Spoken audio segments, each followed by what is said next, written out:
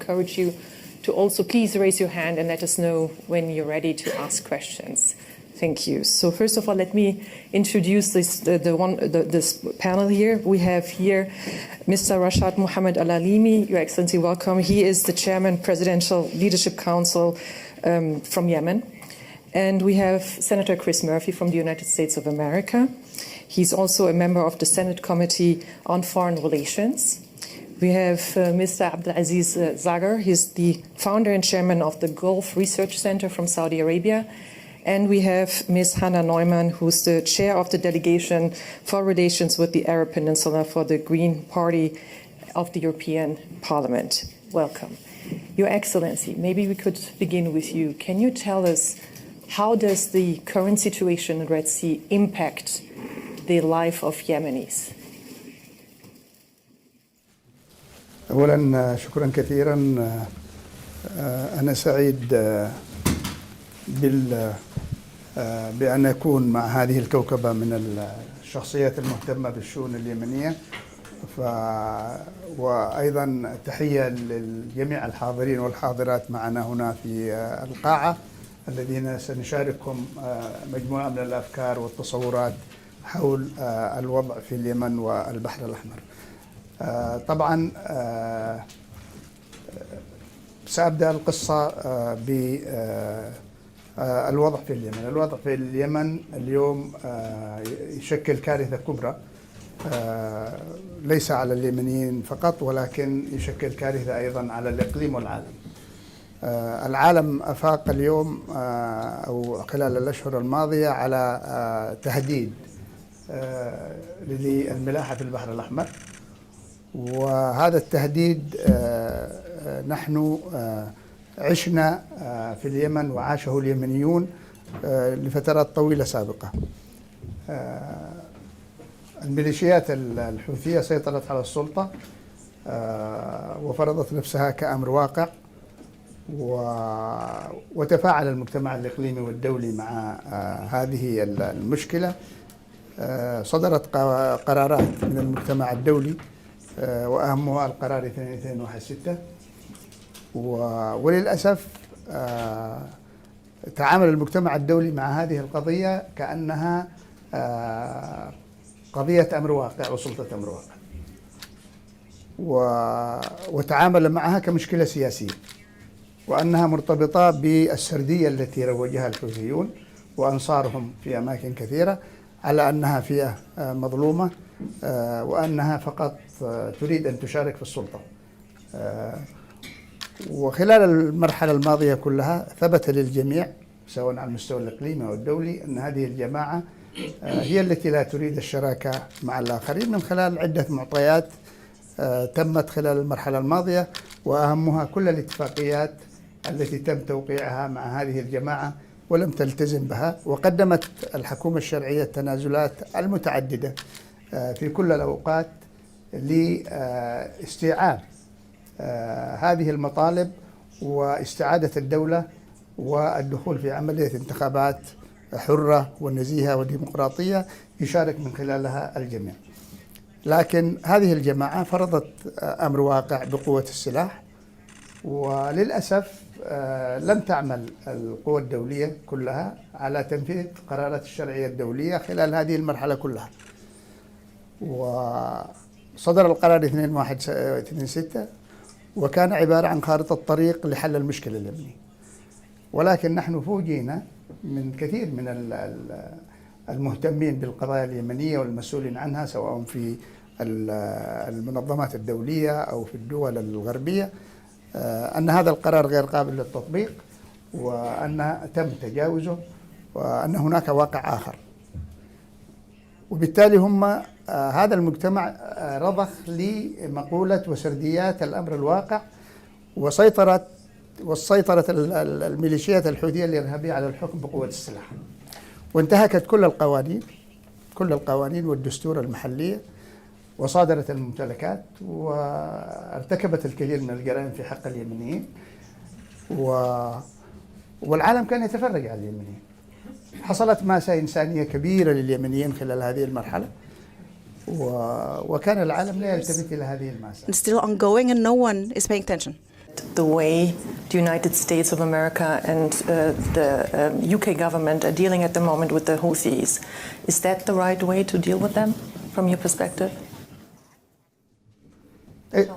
ماذا تقصدين بالضرب؟ أنا أعتقد أنه الضربات التي تتم اليوم لن تحل المشكلة على الإطلاق، وهذه الضربات أنا أعتقد أنها لن تزيل التهديد للملاحة الدولية ولا الهجمات، لأن التهديد يأتي من البر وليس من البحر، وبالتالي أنا أعتقد أن الحل المهم والأساسي هو الشراكة مع الحكومة ودعمها لكي تتمكن من استعادة الدولة والسيطرة على المناطق التي يسيطر عليها الحوثيين، وهكذا يتحقق الأمن الإقليمي والدولي. لأنه اليوم الطائرات المسيرة والصواريخ البالستية التي تأتي من إيران إلى الحوثيين اليوم هي التي تهدد الملاحة في البحر الأحمر، وتأتي من البر وليس من السواحل. In the Red Sea and other coasts. Mrs. Hannah Neumann into the conversation because she was in Yemen recently. Mrs. Neumann, His Excellency mentioned that Iran plays a role in the whole situation. How do you see that? I was indeed in Yemen just in December, and we left the day that the... for the live stream. I was indeed in Yemen in December, visiting Aden, and we left the day that the Prosperity Guardian mission started. And I think it is important that the European Union, that will now also join with the mission, and we do something against this blackmailing of the Houthis in the Red Sea. But we also have to deal with the longer-term issues and the root causes, and here I would mention two. First of all, it is quite clear Iran, the Iranian regime, is fueling this escalation. The intelligence on which ships should be attacked is coming from Iran. The equipment to attack the ships is coming from Iran, and it is clearly in Iran's interest to stir confusion and escalation in the region as a whole. So without dealing with Iran, we will run into these situations again and again. And the second issue is the inner Yemeni peace process that is currently on hold again. There were some hopes that it could be transferred to the UN. I'm sure Hans Grunberg himself can speak better about that. And now with this escalation in the Red Sea, it's difficult again, yet we need to address that in the medium and long term. And not all the attention can go on this escalation. And allow me one last remark regarding the Houthis. They claim to do these attacks in the Red Sea to support the children in Palestine. At the same time, half of the Yemeni population, half of the children in Yemen are malnourished, and this has a lot to do with the policies of the Houthis. Senator, may I ask you, do you agree that the real issue is actually Iran here, and is the way the US government and the UK are treating the situation at the moment the right way, in your opinion? Well, there is no doubt that Iran is behind these attacks. As Hannah said, the intelligence, but also the equipment, comes directly from Tehran. Listen, the United States is not going to stand by while the freedom of navigation is interrupted and U.S. assets transiting through the Red Sea are being attacked. We have obviously launched an unprecedented response that we believe over time will downgrade the ability of the Houthis to be able to engage in these acts of piracy. But I do think it's important to sort of understand the context. There are many of us in the United States Congress that were deeply opposed to the U.S. participation in the conflict in Yemen. Our participation ran through the Saudis. Our worry was that by engaging in that conflict, we would extend it, and the extension of that conflict would end up giving more influence and more involvement to the Iranians inside Yemen and inside the Houthi infrastructure. And so I think we are seeing now the consequence of a war that lasted far too long. Iran may not have command and control of the Houthis as they do with some of their other proxies in the region, but there is no doubt they are more deeply integrated today than they were at the beginning of this latest iteration of the war. So the United States will continue to engage in this response effort. I do not think there is an appetite in the United States for us to be part of a coalition that would do more than strike from the sea and the air, but we believe over time this can have a deterrent effect. I just have to ask you to make sure we understood fully that is it that you say, Senator, that the war which the Saudi-led coalition had against the Houthis is responsible for what we are seeing today, that the Houthis became stronger, in fact? Is that what you're saying? No, listen, no one bears responsibility for what is happening today aside from the Houthis and their sponsors in Tehran, period, stop. All I'm saying is that you need to understand the context, and there is no doubt that the relationship and the level of integration between Iran and the Houthis increased over the course of that long war. It was one of the warnings that many of us gave who were opposing U.S. participation in the war. That is not a means of shifting blame. I think that is, to me, just a recognition of reality. Dr. Abdulaziz Zagar, Saudi Arabia, in fact, had quite a experience with actually the Houthis for many years, the war. What advice would you give the US and UK governments today how to deal with this situation? What would be the right way to deal with it? Thank you, Suad. I'm glad to be here. Let me start by saying the Red Sea used to be a quiet corridor with no much activity going on in terms of terrorist attack or in terms of disturbance, until the Israeli and the Iranian start targeting each other. Then it became a very well disturbed. And the Red Sea in both sides, on the Suez in the north and the Bab el-Mandab in the south. To link what the Houthi have done against or launching their rocket or their missiles to Tel Aviv and link it to the Gaza situation is a big mistake for two reasons. It did not start today. It's already since 9 years. They're attacking vessels. They have their fast boat. They did piracies. They have done terrorist attack. And we have been saying this from day one. In 2018, when the coalition forces, they were close to gain Hodeidah, the British and the Americans said, no, you should not. This is a red line. This will have an impact on the humanitarian situation, on the Yemeni, so you should not do, you should not move. Why we did not join the prosperity forces? I think there are very clear reasons. Number one, we believe there is an international sea law, 1981, and this would have required a Security Council resolution instead of an individual country raising the sort of coalition like what the US have proposed. Second, there is a serious negotiation between the legitimate government and the Houthi, that Saudi, with the support of the UN Special Envoy, coordinating the issues, which first has to deal with the hostages, the prisoner of war, and all these huge numbers. But at the same time, so we thought that, we did not want to disturb any issue related to that. Third, I don't think the US and even the new European naval capability that they are looking for, a Saudi or UAE naval capabilities to support their presence there. They have all the majority of the capability. What they need is the legitimacy of the act. And fourth, we do believe in the region, particularly the GCC country in total, and Saudi Arabia and UAE, since they are part of the coalition, that having a diplomatic talks may result into a better answer. However, if you look at all the US and the British attack, it was targeting a naval capability the Houthi possess. And most of that capability, he took it from the Iranian side.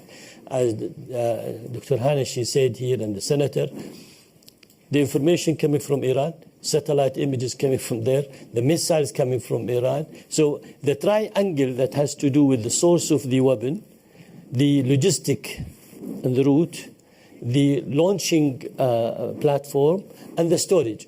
What the US did target and the British is the storage and the launching, you see, and lately some of the supply chain, but not the main source that coming from Iran, because in no way the US will involve in, at least for the time being, in targeting the source that which is coming from Iran.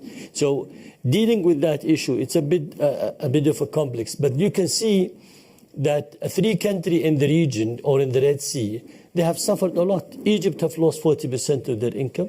Saudi Arabia and the Yemeni in general, by the way, they are the biggest loser, because even the agreement they made between the Houthi and the Chinese not to attack any Chinese vessels, it did not work. It worked only to stop the attack on the vessel, but it did not help to reduce the prices, the cost of shipping and the insurance and so the Yemeni also are suffering from that one. So are you saying, in other words, if you would have to advise the US and UK government, you would advise them to attack Iran?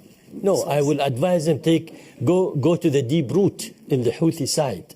There, don't accept a violent then-state actor that who took over the government and through the legitimate government and legitimize their act on the basis of what His Excellency have said, the al-amr al-waqi, siyasat al-amr al-waqi, the reality on the ground, and accept that terminology and deal with it. This is a violent non-state actor. If we accept this notion, where do we stop? Do we stop in ISIS in Iraq, or do we stop on the Ahrar al-Sham in Syria, or do we stop in Hezbollah in Lebanon? Where do we stop with that one? So, actually, Hannah Norman, since you were the one who brought Iran into this discussion, also with His Excellency, I will come back to you in a moment. What should the European Union, what should actually the West do here in terms of Iran, vis-a-vis Iran? It's easy to sound smart up here, and what we can learn from the Saudi experience in Yemen also is that bombing Yemen is not going to do any good and is not going to help with anything. So what indeed, is? Going to the root cause and Iran, and I would say let's start with being as clear in our rhetoric and politics vis-a-vis Iran as we are with Russia, because they are joining forces. They are also joining forces in this case, and we should check if, especially in Germany, it took us a long time to fully acknowledge how dangerous it is what Russia is doing, although the neighbors of Russia have been warning us and telling us.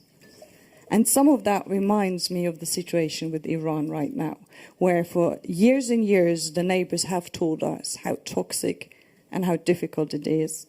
And because we thought there would be stability if only we are not too outspoken, we haven't been as clear, we haven't been clear enough. And now we don't even have regional stability. And let's not talk about the situation of people inside Iran. They are all suffering from this regime. I understand, but the question is, what should be done? So you say it should be clear, more words, more rhetoric, from what I understood. Is that what you also agree with, Your Excellency? Or would you say the world would have to go a step further and maybe use force? أنا أعتقد أنه الإيرانيين ليسوا مع الدبلوماسية ولا مع الأساليب الناعمة. العالم كله جرب الدبلوماسية مع إيران الآن 40 سنة، والعالم يمارس هذا الأسلوب الدبلوماسي والناعم مع إيران. نحن نريد أن نقول للعالم اليوم أن الترضية لهذه الجماعات الميليشية الإرهابية المدعومة من إيران، كلما منحتها حوافز وأرضيتها كلما طالبت بمزيد من المكاسب. وهذه تجربتنا نحن في اليمن مع الحوثيين ومع إيران. كلما أعطيناهم تنازل في إطار حرصنا على تحقيق السلام والأمن والاستقرار لليمنيين وللمنطقة، كلما ازدادوا طلبا لمزيد من المكاسب. والدليل على ذلك اتفاقية ستوكهولم.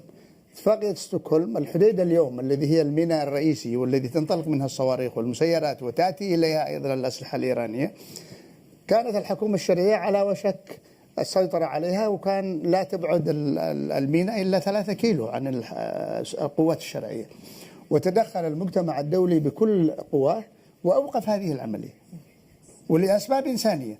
اليوم وين الوضع الإنساني في اليمن؟ الوضع الإنساني أسوأ بكثير مما كان عليه لو سيطرت الحكومة الشرعية على هذه المناطق. وبالتالي أنا أعتقد أنه أسلوب الترضية وأسلوب المداهنة وأسلوب التماهي مع سلطات الأمر المواقع والميليشيات التي تخدم بالوكالة إيران في المنطقة، أنا أعتقد هذا أسلوب ثبت لنا نحن بالنسبة لنا في اليمن كتجربة أنه أسلوب لا يؤدي إلى نتائج، وإنما يؤدي إلى مزيد من تكريس الأمر الواقع ومزيد من السيطرة الإيرانية. والدليل ما نشهده اليوم في البحر الأحمر. البحر الأحمر خططت له إيران من وقت مبكر، وكان عندها استراتيجية للسيطرة على البحر الأحمر من وقت مبكر،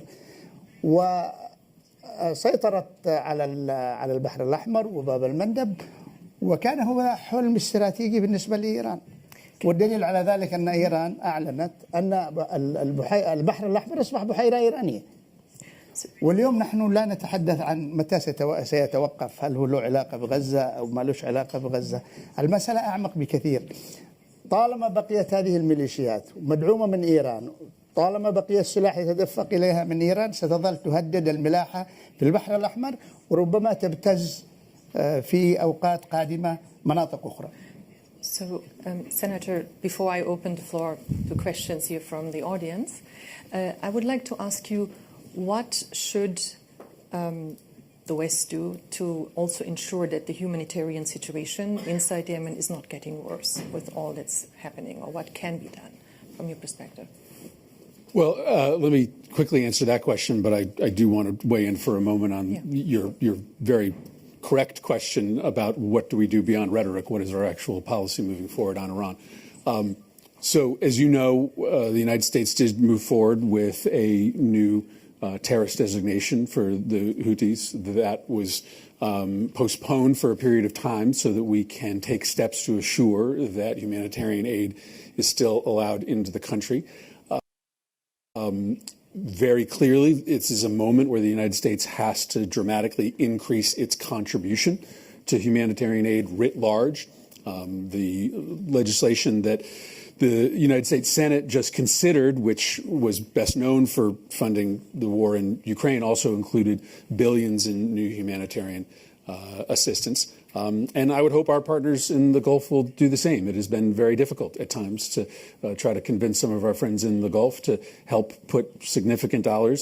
Many have been generous, but the dollars have been at times far too intermittent. And so working with our friends in the region is important. On this question of Iran for just one moment, listen, you have 2 paths. You have an escalatory path and you have a de-escalatory path. I support the decision of the Biden administration to launch significant attacks against Iranian proxies, and I think it is important to know that since those attacks were launched, we have not seen our forces at risk in the way that they were prior to these attacks. But there is not an appetite in the United States of America to go to war with Iran. There is not. And it is important to note that during the period of time when the JCPOA, the nuclear agreement, was operational, we saw no attacks by Iranian proxies on U.S. forces in the region. In fact, during that time, we were working with the Iranians in our efforts to attack and defeat ISIS. I understand the Iranians. My eyes are wide open. But this is not a moment to engage in a new diplomatic push, given their connection to the events in Gaza and their sponsorship of the attacks on us in the Red Sea. But I just think it's important for everyone here to understand that in the United States, while there is support for these targeted attacks, there is not going to be support for a conventional engagement in Yemen or against Iran. And so if that's the case, then you have to make a decision. Are you pursuing a escalatory path that has a cap? What's the efficacy of that? Or are you going to pursue, when the time is right, a de-escalatory and diplomatic path. So I would like to give both of you, Dr. Abdulaziz and Ms. Neumann, 1 minute to answer or to comment on this, and then I would like to open to the audience. Yes. There is 165 attack against U.S. facility, presence, camps, airport, people since 7th of October. So the arms of the Iranian are not going to be quiet. They will continue to do what they thought they wanted to do. How the U.S. would respond selectively, and I'm using the word selective targets, selective attack, selective surgical attack. This is what they are doing. We are moving toward what we call an intelligence warfare. You target one thing, I target another thing, but at the same time, this will not bring the region to a quite a peace, particularly if the U.S. administration decide to withdraw from Iraq and Syria. This will create a larger vacuum and will allow much more stronger Iranian presence in the region that we do not wish to see that happening. Just one last comment on the Gaza issue. When the Houthi claim they launch all their rocket and missile for Gaza, that's nonsense in my opinion, because things, as I have said, started before. However, they wanted to gain a nationalistic momentum, whether in Yemen or outside Yemen, to say, look at, we are trying to fight or to resist at that one. Fine, but look at the damage they did to their own people in the country, to the whole security of the region, to the changes of the geopolitical situation that is taking place. Hannah, 1 minute, please, and then the audience. I don't think we should accept that there is either diplomacy with the regime or bombing pathway when we deal with Iran. There is something else. And it starts with us acknowledging that what we tried in the past, which was either we're going to sweet talk them or we're going to bomb their proxies, didn't work, and now we need to find a new pathway. And the way how we get there, no one's going to have that beautiful answer ready, but we need to start the discussion. The discussion starts with saying what we did in the past doesn't work. And then we need to have that discussion with the Iranians that want to see a democratic Iran. And they are there. They are in the diaspora. They are in the country. We have the channels. We should no longer accept that it's the regime that we deal with when we talk about Iran policy. We have to deal and talk with and involve the Iranians that want to see a democratic country. And this time we have to do it together with the neighbors, especially the Gulf countries who are asking us to have this discussion together. And in the end, you believe this will help also the Yemenis? Just to bring it back to our panel, because this is not an Iran panel. I would like to actually invite, before the questions, the UN representative to Yemen, the envoy to Yemen, please, to make a comment. Hans Grunberg, if you don't mind. Thank you very much. I can see this was. I represent the whole world. With that said, no, thank you. Thank you. It's been fascinating to listen to this, and I don't want to interfere in this. The couple of points that I want to make from where I sit is basically some just factual observations. One is that I think it goes without saying that we've seen a gradual destabilization in the Middle East ever since the 7th of October. And that has brought up, and it has affected the quite numerous conflict lines that exist in the Middle East, and is having an effect on them on a broader level. And that is also one of the reasons why we see these resurgence of and a difficulty in trying to capture the essence of what we're trying to deal with, because it's so complex and it's interlinked. And once you want to deal with one issue, you have to deal with another. And I'm not entering into saying what the narrative is, which narrative is right. I'm just saying that the interlinkages are there and are affecting each other. So from that point of view, and from where I sit, and you will have seen me in the Security Council a couple of days back, it's clear that the efforts that I have been engaging on together with all Yemeni sides, together with the international community, and the progress that we have seen in Yemen for the last 2 years, and also the serious way forward that we've seen in attempts to try to achieve a longer-term settlement of the conflict in Yemen, is at this fragile moment becoming more difficult to achieve. However, I, as a representative of the United Nations, will be the one that will always, and not only because I'm paid to do so, but because I am a firm believer in that, believe in a negotiated and mediated settlement of all the issues that we're talking about.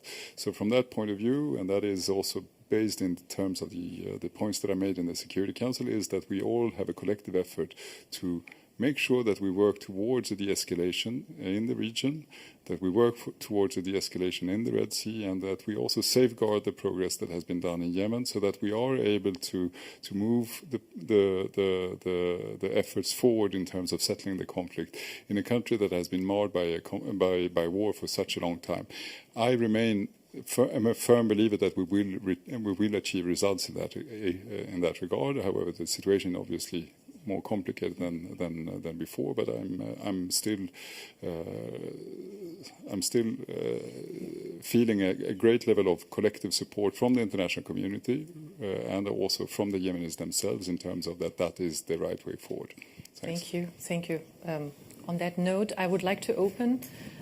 Please, who would like to ask a question? Maybe we can begin here. Would you please introduce yourself and ask and tell us who you asked the question to? But please, a question. Yes, Anita Weber. I'm the EU Special Representative for the Horn of Africa, and it's less a question, but I'd like to come back to the spotlight on the Red Sea, because I think when I'm looking at the Red Sea, I'm also looking at the Horn of Africa.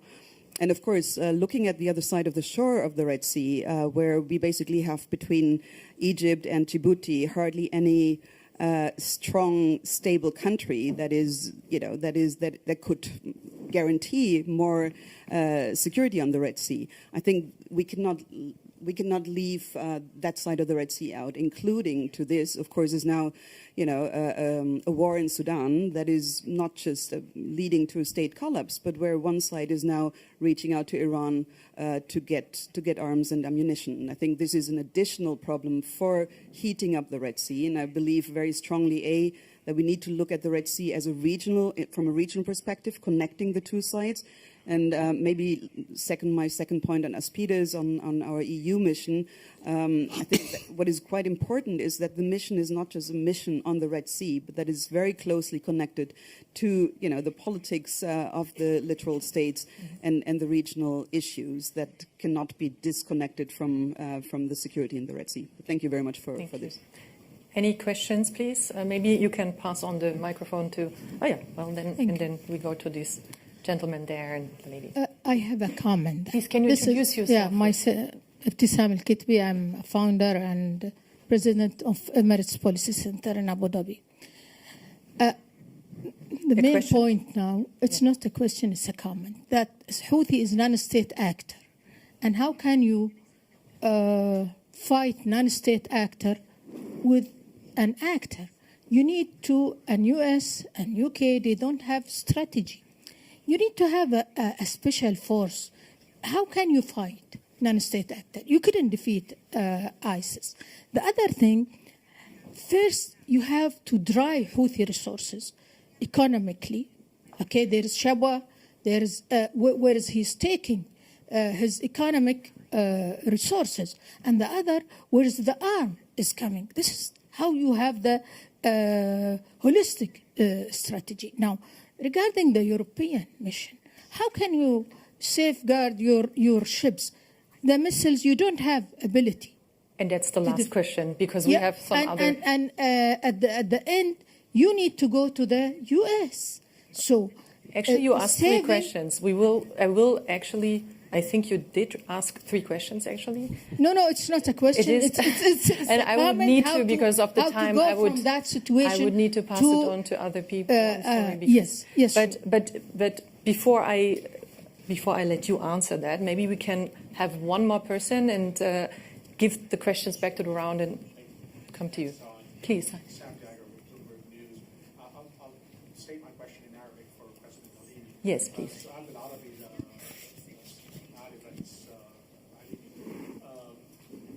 حضرتك سمعت السناتور ميرفي من شوي قال انه ليس هناك اي رغبه في يحكي بالعربي. صوت. هو بيتكلم بالعربية. ايوه بس الصوت. ايه الصوت. ما في صوت. السؤال بالعربي. الصوت ما في. السؤال بالعربي. Okay, sorry, it's on now. عفوا سؤال بالعربي لمعالي الرئيس رشاد العليمي. حضرتك سمعت سيناتور مورفي من منذ قليل قال أن ليس هناك أي رغبة في الولايات المتحدة في حرب مع إيران أو مواجهة عسكرية مع إيران، ولكن أيضا حليفكم الرئيسي المملكة العربية السعودية لا تريد أي مواجهة مع إيران. إن فاكت عندها تفاهم حاليا مع إيران، وعندها تفاهم مع الحوثيين أيضا. فكيف ممكن يعني نحقق رغبتك في ظل موقف المملكة؟ شكرا. And I would like you to answer first and then please. أولا أنا أعتقد أننا لسنا دعاة حرب، يجب أن يكون واضح. نحن لسنا دعاة حرب على الإطلاق، ومنذ تشكل مجلس القيادة الرئاسي أعلنا أننا مجلس سلام وليس مجلس حرب، وتعاطينا مع المبعوث الأممي وشجعنا جهوده لتعزيز الأمن والاستقرار والوصول إلى حل شامل وعادل للقضية اليمنية. المسألة بالنسبة لنا لسنا نحن دعاة الحرب، نحن ندعو إلى السلام، ولكن للأسف لا إيران تريد السلام في المنطقة ولا أذنابها في المنطقة. واليوم نحن لدينا مشروعين في المنطقة يجب أن يكون واضح للجميع. هناك مشروع سلام سواء في اليمن أو في حل الدولتين في إطار تقرير المصير للفلسطينيين، ولكن هناك مشروع آخر وهو مشروع تدميري وفوضوي تقوده إيران في المنطقة. ونحن نموذج في اليمن، نموذج صارخ لهذا للحرب الوكالة. والقرصنة اليوم اللي بيتم من قبل الحوثيين هي ليست قرصنة بالمفهوم كما هو في الصومال، 4 أو 5 يطلعوا على سفينة ويختطفوها ويطالبوا بفدية. القضية أعمق بكثير. اليوم في حرب تقودها بالوكالة عن الإيرانيين الجماعات الحوثية الإرهابية بالصواريخ والمسيرات. والقوات الأمريكية في الأسابيع الماضية ضبطت كميات كبيرة من الأسلحة، منها غواصات وقوارب على شكل غواصة لا تطفو على البحر. We have a few more questions. وبالتالي أنا أعتقد أنه ليس هناك تناقض على الإطلاق. نحن نريد مزيد من الضغوط على إيران، تمام، ضغوط دولية على إيران على أذنابها في المنطقة، لكي بالنسبة لنا في اليمن لكي يستجيبوا فقط لعملية السلام. والذي لا يريد أن يقوله المبعوث الأممي وهو موجود اليوم أنهم رفضوا استقباله في صنعاء. هذه الميليشيات رفضوا استقباله في صنعاء. So would you allow, Your Excellency, that we take actually 2 or 3 more questions and bring it back to the panel so the audience has a chance? I think there were, please, the lady up there, if you don't mind, and then the gentleman in front. Thank you so much. Mina Al-Rabi, editor of The National. I have a question to you, Senator Murphy. You painted a picture and you said when we had the JCPOA, when the P5+1 had a deal with the Iranians on the JCPOA, then there were no direct attacks on American troops. However, in that time, Iran was building its capabilities, and also the militia groups which it supported wreaked havoc in the region. So do you not see that as a problem? Is it fine that if American troops are not being targeted, then it's not a problem? And that is, as we see now in the Red Sea, something that can be sparked off at any point. So how do you make that calculation? And if I may, Hannah Newman, if you could please answer a question about the concerns on the nuclear program of Iran. While it's not directly related to the Red Sea, we're also seeing how some of these capabilities can change the equation in the region completely. Thank you. Maybe we can have one more question and then bring it back to the panel, if you don't mind. The gentleman, I think you were asking. Thank you. I'm Gideon Kutz, working for the Israeli newspaper Ma'ariv and for the Jewish Press. I'm also professor at Paris 8 University. Following you answered that your government is for two-state solution, and following the optimism of Secretary Blinken today, that an initiative, a peace initiative would be possible after resolving the Gaza problem, would you join such an initiative with other Arab countries to recognize Israel and to have relations with Israel, of course, under the conditions of Palestinian problem solution. And then, before we bring it back to the panel, this young man, but if you could be brief, please. Thank you. This is Bashar Al-Halabi from Argus Media. A quick question for the European reps in the room. I mean, this is the first time, not the first time, but we're hearing tougher rhetoric, at least from your side, towards Iran in general, and regarding security in the Red Sea. There's an operation for EU naval assets around the Horn of Africa. It's called Operation Atlanta, which is responsible for the safety of the Horn of Africa. What's the future of this force, and will it be deployed in the Red Sea to counter Houthi attacks, for example? So I would like Hannah Neumann to answer first, then the Senator, and then you, Your Excellency, the last question, please. Thank you so much. And I start with the very concrete questions. So first of all, the tougher language on Iran has been coming, at least for me, for quite a while. I would even say from the whole of the European Parliament for quite a while. And we are trying to push other actors of the European sphere in this direction. With the mission, so there is indeed the mission Atalanta, and there was some discussion when the Prosperity Guardian mission was launched whether Atalanta could join, and we made the decision that we will send a very special mission only to contain the violence in the Red Sea. It's called Aspides. Ms. Weber has mentioned it, and it will be operational, I think, in a week to go, with 3 frigates that are very robustly armed to defend themselves and to defend the ships that they are guarding safely. On the nuclear program, here again, I think everyone is very worried because we know that the capacity of Iran has been rising to develop a nuclear bomb, and the JCPOA, which is the framework to which everyone in theory still holds on, is not working. The chief of IAEA, so who's observing all of that, said it's an empty shell. Biden said not publicly that it's dead.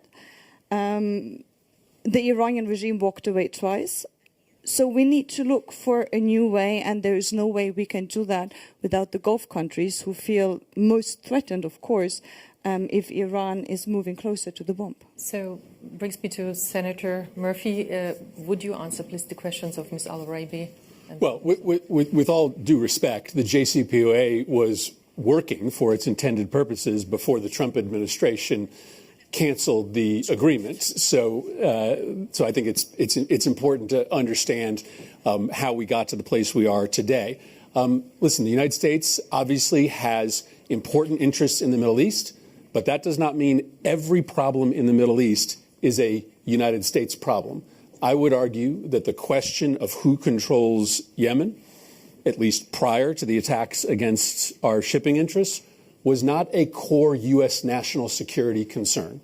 Not that we didn't have a stake in that, but we should not have been playing such an active role in the military campaign, which ultimately did not help the people of Yemen in the long run.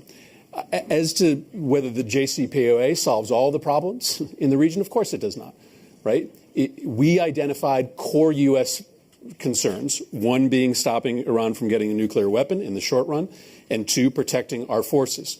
We also believed that by assembling this unprecedented coalition, which included not just Europe, but the Chinese and the Russians, around the implementation of the JCPOA, we had an opportunity to use that coalition to then attack the other malevolent behaviors of Iran in the region, whether it be support for proxies or their ballistic missile program. We never got the opportunity to engage in that second set of work because President Trump pulled us out of the agreement. So, no, I don't overhype the impact of that agreement, but I do stand by the fact that it was working for its intended purposes. It had an important de-escalatory impact, and it had the potential to allow us to assemble and use a coalition to try to ratchet down Iran's other bad behavior in the region. So the organizers say we have 2 more minutes.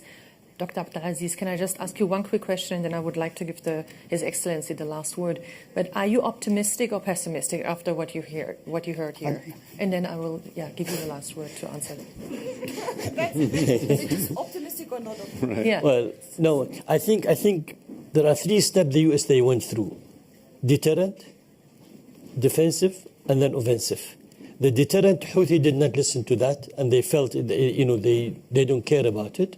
And then they went to the defensive. They were trying to respond to the attack that they received. And the third step, they went for offensive, targeting the naval capability that was representing the threat.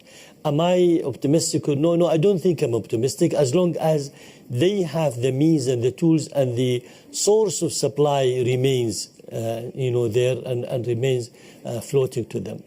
Your Excellency, there was a question whether you would recognize or join the Abraham Accords.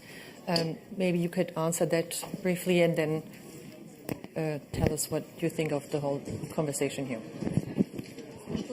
شكرا كثيرا على السؤال. أولا نحن دولة عضو في الجامعة العربية، والجامعة العربية تبنت بالإجماع المبادرة العربية لحل القضية الفلسطينية، ونحن ملتزمين في الحكومة اليمنية بهذه المبادرة العربية التي نعتقد أنها هي الطريق والأمثل لحل القضية الفلسطينية.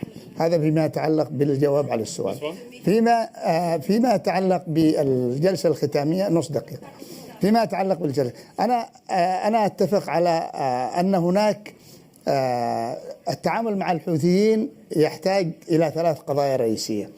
القضية الأولى وهي مسائل الهجمات اللي بتتم والعمليات الدفاعية والعمليات الهجومية، هذه يمكن تحد من قدرات الحوثيين صحيح،